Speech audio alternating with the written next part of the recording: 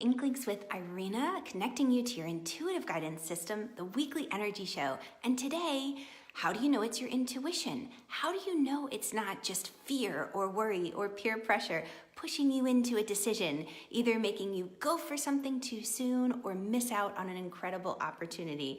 Oh my goodness. Well, today I'm going to share with you the top 3 things that I share with my clients to be on the lookout for when it comes to distinguishing, is this my intuition or is this just me talking to myself in my head? Hi, Heather. Thanks for joining. So as you guys hop on, let me know if you've ever struggled, like my clients, when it comes to trying to figure out, is this intuition? Am I being guided to do this? Or am I just falling into peer pressure or falling into worries? Like I have a client who is contemplating, is now the time to leave her full-time job and pour all of her energy into her side-time hustle, become a full-time entrepreneur. She's on that precipice. She has these different inklings, but she's starting to learn her language and she's tuning in to what's really guidance, like jump now, versus hold on, let's take a moment and sleep on it.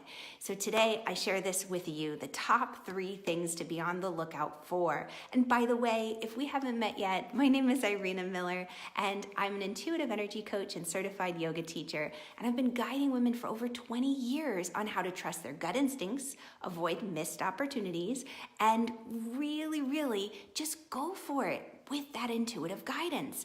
So today, 3 things to be on the lookout for when it comes to listening for that inner voice. Number 1 is I want you to first remember, even before I get into the 3 things, remember that this is an intuitive language that you're discovering and developing. This is something that is going to stick with you for life and it's going to continue to grow. And you're going to notice your intuitive language is a little bit different than your neighbors, but that the more you play with it, the more you engage, the more you will learn.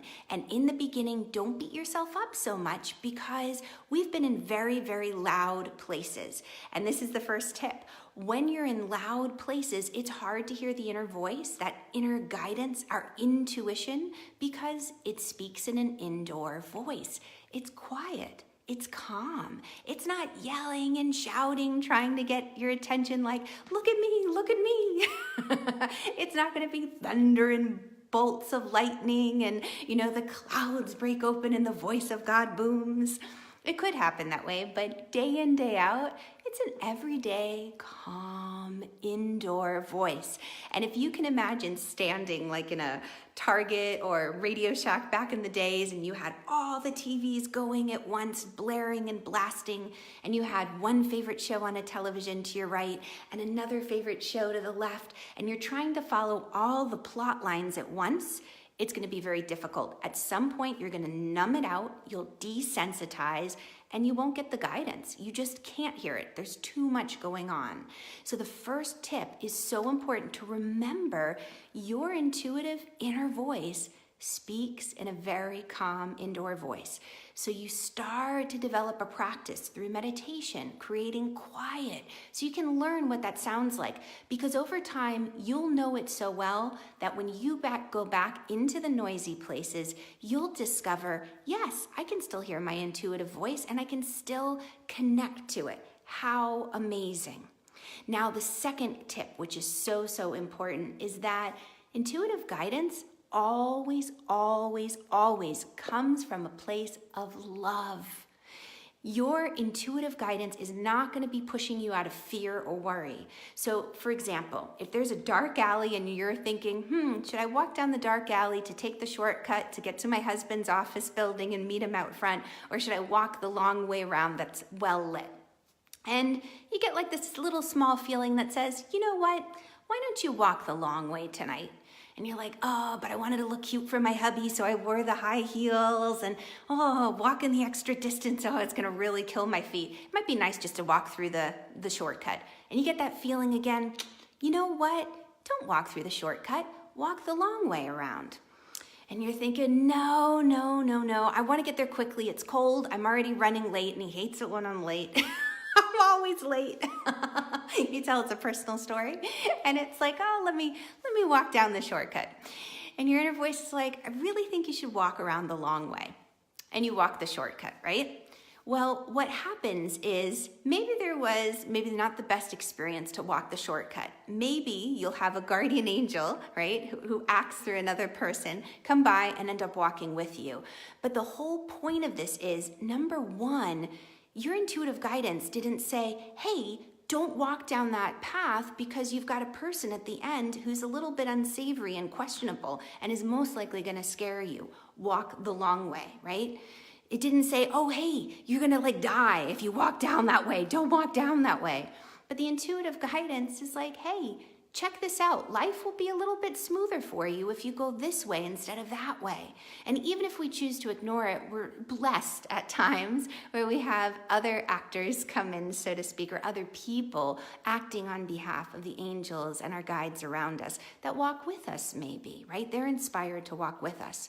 But that's the most important piece. Number two, which is it's going to come from a place of love. This intuitive guidance isn't going to be scare tactic fears and worries like, oh no, bear ahead, you're going to die. It's going to say, oh, don't walk through the woods today or bring some bear spray. All right. So the first one is your intuitive voice, your inner voice. Intuition speaks in an indoor voice. It's calm, it's quiet, it's not going to be yelling to get your attention. Number two, it always comes from love. And number three, it's always the same message.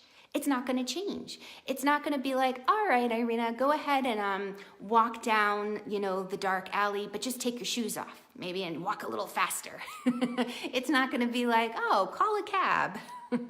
It's always going to stay the same. And again, from a place of love, consistent, calm, indoor voice, and it's going to bring you round. So when you are wondering, is this intuition? Am I receiving guidance from my angels, from my guides? Is God trying to point something out to me like, pay attention?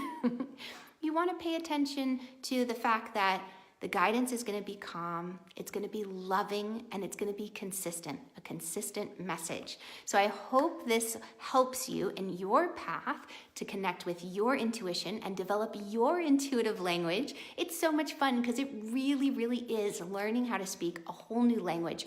And what you took for everyday ordinary is actually a miracle happening.